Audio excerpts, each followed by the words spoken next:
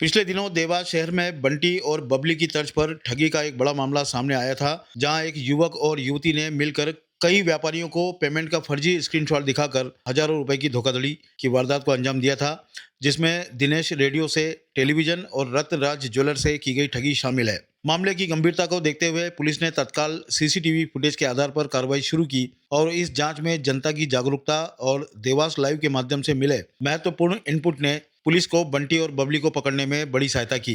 त्वरित कार्रवाई करते हुए पुलिस ने दोनों को गिरफ्तार कर लिया है और इस जन सहयोग को प्रोत्साहित करने के लिए पुलिस ने देवास लाइव के सौरभ सचान को सम्मानित भी किया। यह सम्मान वास्तव में शहर की जागरूक जनता के लिए एक संदेश है कि हर नागरिक और प्रशासन मिलकर अगर काम करते हैं तो अपराधों पर अंकुश लगाना आसान हो जाता है। और आपकी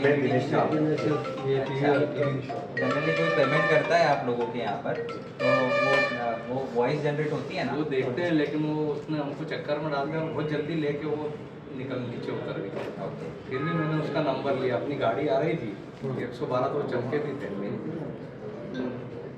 माल अगर ने मतलब कि एकदम निकल गया। चलिए आप ध्यान रखिए, और न सिर्फ आप ध्यान रखिए बल्कि आपके जितने भी सहयोगी, जैसे हमारा जो सराफा एसोसिएशन हो गया या फिर आपका इलेक्ट्रॉनिक्स के जितने भी व्यापारी हैं, सबको आप बता के रखें कि कोई भी आता है तो पहले इसको पुष्टि करें कि पेमेंट हुआ है कुछ। देखिए 5 नवंबर 2025 को देवास शहर के कोतवाली थाना क्षेत्र अंतर्गत रत्नराज ज्वेलर्स करके एक शॉप है, जिसके संचालक दिलीप सोनी हैं। इन्होंने बताया था कि शाम के वक्त उनकी दुकान पर एक युवक युवती आते हैं और चांदी के आभूषण परचेस करते हैं, और परचेस करने के उपरांत डिजिटल माध्यम से भुगतान करने का हवाला देते हुए वो एक पेमेंट का रिसीट भी अपने मोबाइल में बताते हैं, जिसके पश्चात जो जनरली हर दुकान पर एक वॉइस जनरेट होता है वो जनरेट नहीं होता है। दुकानदार को ये लगता है कि सर्वर डाउन होने की वजह से कोई टेक्निकल ग्लिच है, लेकिन जब बाद में उनको पता चलता है कि वो पेमेंट का रिसीट फर्जी तरीके से जनरेट किया गया था, एक्चुअल में उसका भुगतान नहीं हुआ, जिस पर ये कोतवाली थाने पर आए थे। जब इस घटना की तस्दीक की जा रही थी तभी ये बात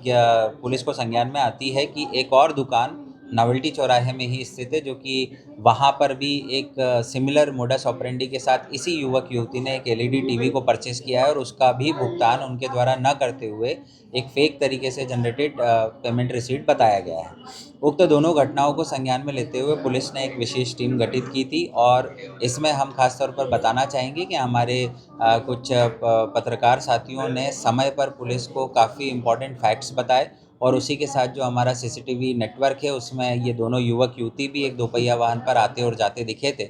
इन सभी के आधार पर पुलिस टीम ने दोनों युवक युवती को गिरफ्तार किया है, और दोनों के पोजीशन से जो चांदी के आभूषण है और जो एलईडी टीवी है उसको बरामद किया है। साथ ही जो प्रारंभिक पूछताछ है उसमें जो आरोपी हैं दीपक वर्मा और जो महिला